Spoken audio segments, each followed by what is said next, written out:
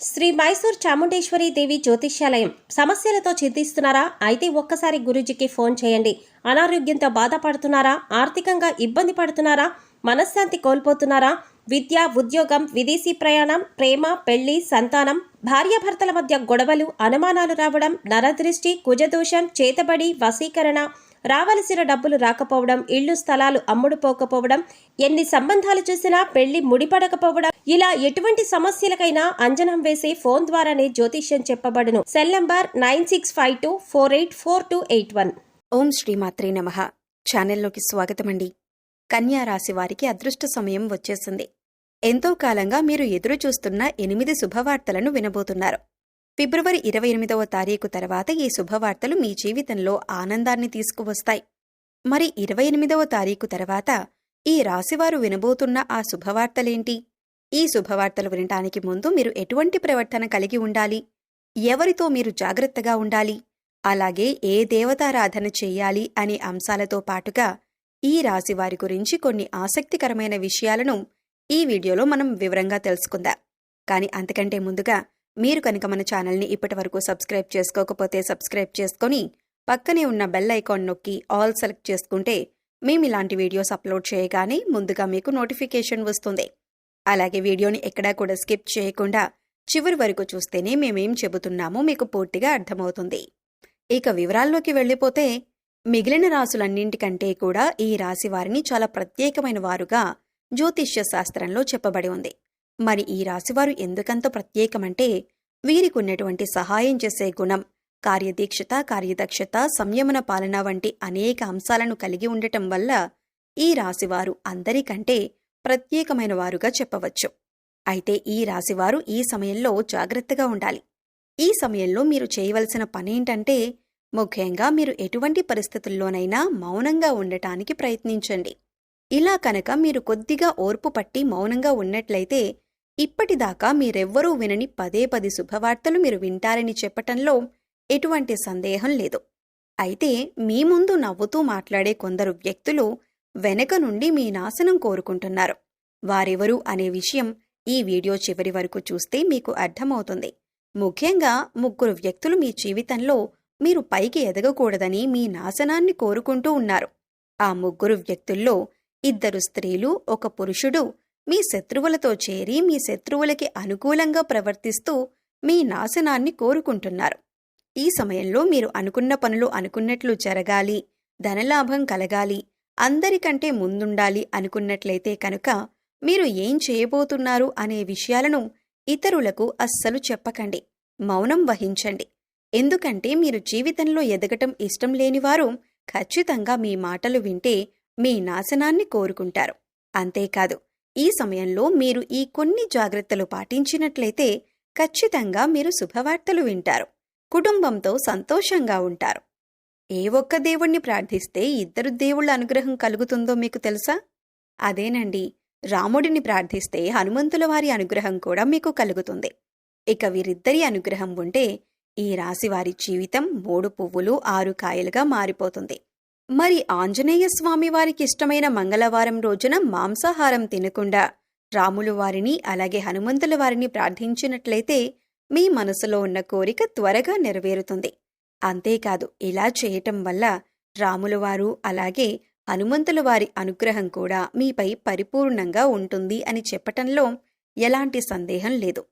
ఇక అనేక రకాలుగా శనిదోషాలతో బాధపడేవారు అంటే ఏలినాటి శని, అర్ధమ శని, అర్ధాష్టమ శని, ఇక అనేక రకాలుగా శనిదోషాలతో బాధపడేవారు అంటే ఏలినాటి శని, అర్ధమ శని, అర్ధాష్టమ శని, ఇలా అనేక రకాలుగా శనితో కలిగే ఇటువంటి దోషాల నుంచి బయటపడాలి అంటే మంగళవారం నాడు ఆంజనేయ స్వామి వారిని విశేషంగా పూజించాలి. మరి ఇటువంటి పూజ చేసేటప్పుడు మాంసాహారం తినకుండా చేస్తే విశేషమైన ఫలితాన్ని పొందుతారని పండితులు చెబుతున్నారు.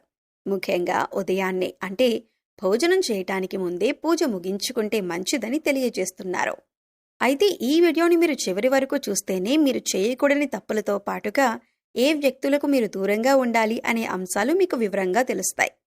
అలాగే ఈ వీడియో నచ్చితే లైక్ చేసి మన ఛానల్ని సబ్స్క్రైబ్ చేసుకోవటం మర్చిపోకండి. ఇక రెండవ తప్పు మీరు చేయకూడనిది ఏంటి అంటే మీరు కోపాన్ని అదుపులో ఉంచుకోవాలి. అలాగే కోపంలో ఉన్నప్పుడు ఎదుటివారిని ఎంత మాట పడితే అంత మాట అనకూడదు. అలాగే ఎదుటివారిని దూషించకూడదు. ముఖ్యంగా మీ దగ్గర లేని వ్యక్తి గురించి ఎదుటివారితో నెగిటివ్గా చెప్పకూడదు. అలాగే వాడకూడని పదాలు వాడుతూ ఎదుటివారిని దూషించటం కూడా మానుకోవాలి. ఎప్పుడైతే మీరు వాడకూడని పదాలు వాడతారో అది ఇంట్లో కానీ, మీరు పనిచేసే సంస్థలో కానీ, ఇరుగు పొరుగు వారితో కానీ ఎక్కడైనా సరే ఎటువంటి పదాలు వాడినప్పుడు లక్ష్మీదేవికి ఆగ్రహం కలుగుతుంది. మిమ్మల్ని వదిలి వెళ్ళిపోతుంది. అప్పుడు మీరు పేదరికం అనుభవించవలసి వస్తుంది. ప్రత్యేకించి ఈ సమయంలో మౌనంగా ఉండాలి. ఈ జాగ్రత్తలు తీసుకుంటే కనుక ఈ రాశివారు ఈ సమయంలో శుభవార్తలను ఖచ్చితంగా వింటారు. మీరు అనుకున్న పనుల్లో విజయాన్ని కూడా సాధిస్తారు. మిమ్మల్ని ఎవరైనా రెచ్చగొట్టినా సరే, అనకూడని మాటలని మిమ్మల్ని ఆవేశపరిచినా కూడా మీరు ఈ సమయంలో మౌనంగా ఉండటం వల్ల అనేక ప్రయోజనాలను పొందుతారు అనటంలో ఎలాంటి సందేహం లేదు. కొద్దిగా ఓర్పు వహించినట్లయితే కనుక జీవితంలో మీరు శుభవార్తలను వింటారు.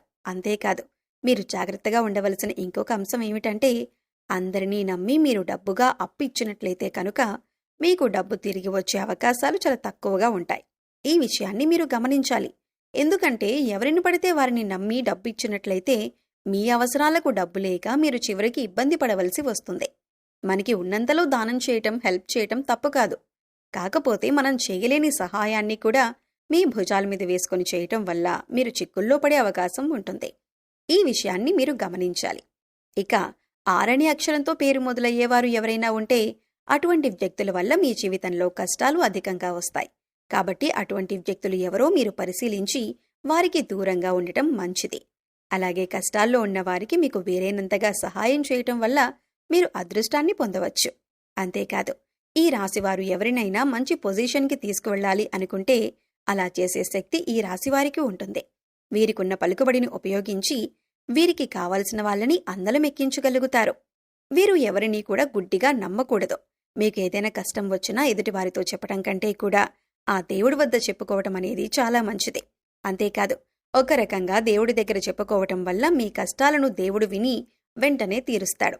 ఎందుకంటే ఈ సమయంలో మీకు దైవబలం కూడా అండగా ఉంది. ఇక మీలో ఉండే నెగిటివ్ ఆలోచన కారణంగా, అంటే నేను చేసే పనిలో విజయం సాధిస్తానా లేదా, నేను పనిని కరెక్ట్గా చేస్తున్నానా లేదా అనే ఆలోచనతో ఉండటం వల్ల మీరు చేసే పనిలో పొరపాటు జరిగే అవకాశం ఉంటుంది.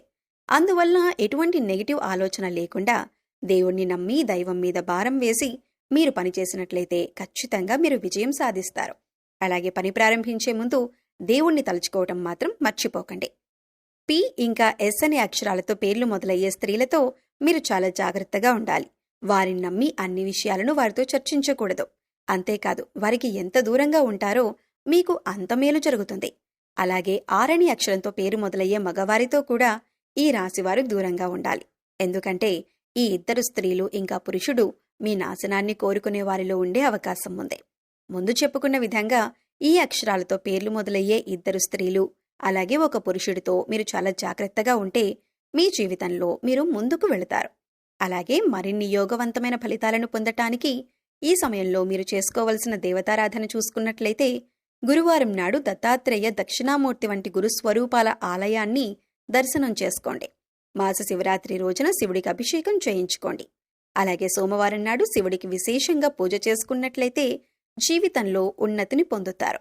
సో చూశారు కదండి, కన్యా రాశివారు ఏ విషయాల్లో జాగ్రత్తగా ఉండాలి. అలాగే ఫిబ్రవరి 28వ తారీఖు తర్వాత మీరు ఎటువంటి శుభవార్తలు వినబోతున్నారు, అలాగే ఈ సమయంలో మీరు ఏ వ్యక్తులతో జాగ్రత్తగా ఉండాలి అనే అంశాలతో పాటుగా ఈ సమయంలో మీరు చేసుకోవలసిన దేవతారాధన గురించి ఈ వీడియోలో మనం వివరంగా తెలుసుకున్నాం కదా. ఈ వీడియో మీకు నచ్చినట్లయితే లైక్ చేయండి. మీ ఫ్రెండ్స్ అండ్ ఫ్యామిలీ మెంబర్స్లో ఎవరైనా కన్యా రాశి వారు ఉన్నట్లయితే వారితో ఈ వీడియోను షేర్ చేసుకోవడం మర్చిపోకండి. అలాగే ఇప్పటి వరకు మన ఛానల్ని కనుక మీరు సబ్స్క్రైబ్ చేసుకోకపోతే సబ్స్క్రైబ్ చేసుకొని పక్కనే ఉన్న బెల్ ఐకాన్ నొక్కి ఆల్ సెలెక్ట్ చేసుకుంటే మేము ఇలాంటి వీడియోస్ అప్లోడ్ చేయగానే ముందుగా మీకు నోటిఫికేషన్ వస్తుంది. మరో చక్కటి వీడియోతో మళ్ళీ కలుద్దామండి. ఓం శ్రీమాత్రే నమః.